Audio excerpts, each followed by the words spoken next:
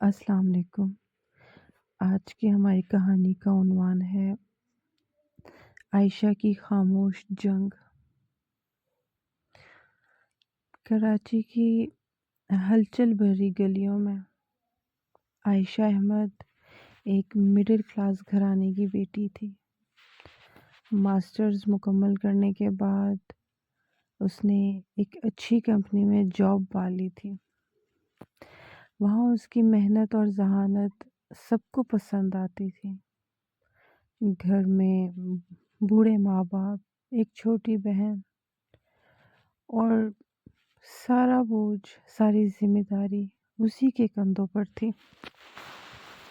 وہ خاموشی سے سب سنبھالتی، مسکراہٹ چہرے پر رکھتی، مگر دل میں ایک الگ سی دنیا بساتی تھی۔ آفس میں علی حسن اس کا ساتھی تھا۔ علی سادہ، ایماندار اور خاموش۔ وہ عائشہ کو دل ہی دل میں پسند کر بیٹھا۔ اس کی آنکھوں کی چمک، اس کی محنت، اس کی ہمت عائشہ کو بھی علی کی سچائی اور احترام بھانپ لگا تھا، مگر دونوں نے کبھی الفاظ نہ نکالے۔ بس کام کی باتیں، ہلکی سی مسکراہٹیں اور دل کی دھڑکنیں۔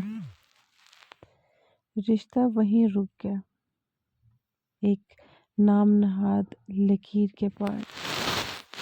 ایک دن کمپنی میں CEO ظفر خان کا وزٹ ہوا۔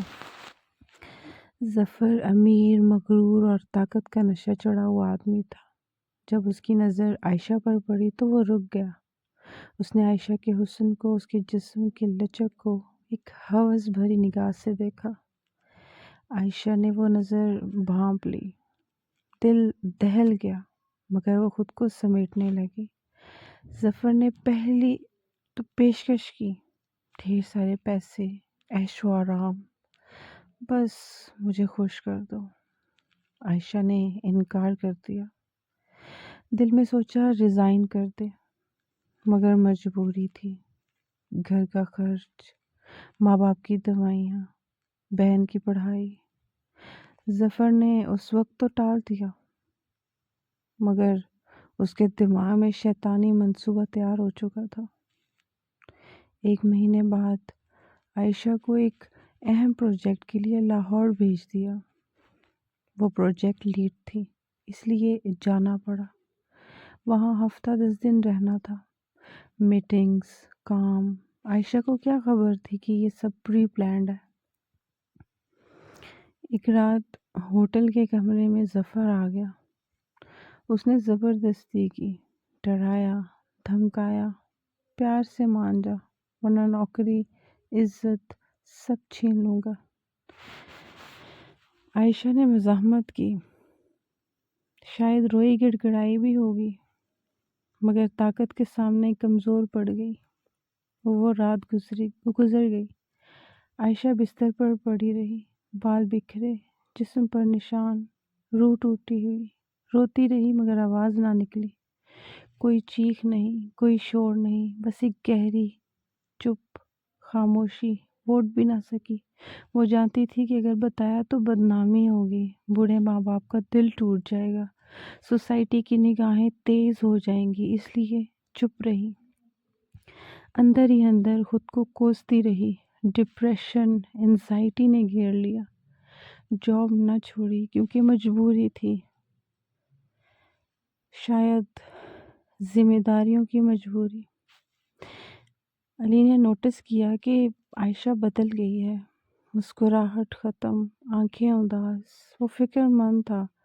ایک دن ہمت کر کے بولا، عائشہ میں تم سے شادی کرنا چاہتا ہوں، میں تم سے سچی محبت کرتا ہوں۔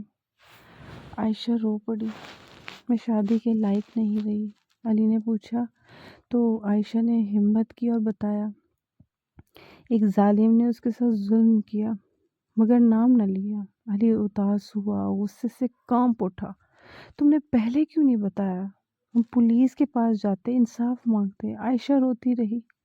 علی نے اسے گلے لگایا اور کہا، مجھے تم پھر بھی قبول ہو۔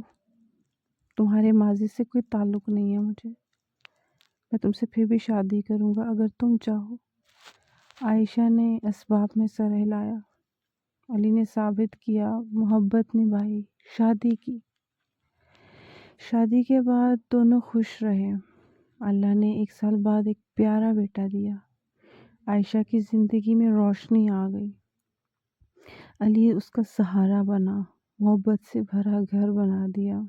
سب کچھ بھول چکی تھی وہ، مگر ظفر خان، وہ برباد ہو گیا۔ بزنس میں بھاری نقصان، ڈپریشن نے گھیر لیا، یہاں تک کہ خودکشی کر لی اس نے۔ عائشہ نے دور سے دیکھا اور سوچا، اللہ کا حساب درست ہوتا ہے، ظالم کو سزا ضرور ملتی ہے، چاہے دیر سے ہی صحیح۔ عائشہ اب مسکراتی ہے، اس کے بیٹے کی ہنسی میں وہ اپنی طاقت دیکھتی ہے، اور وہ جانتی ہے کہ زندگی میں ظلم ہوتا ہے مگر محبت اور ہمت سے وہ ٹوٹ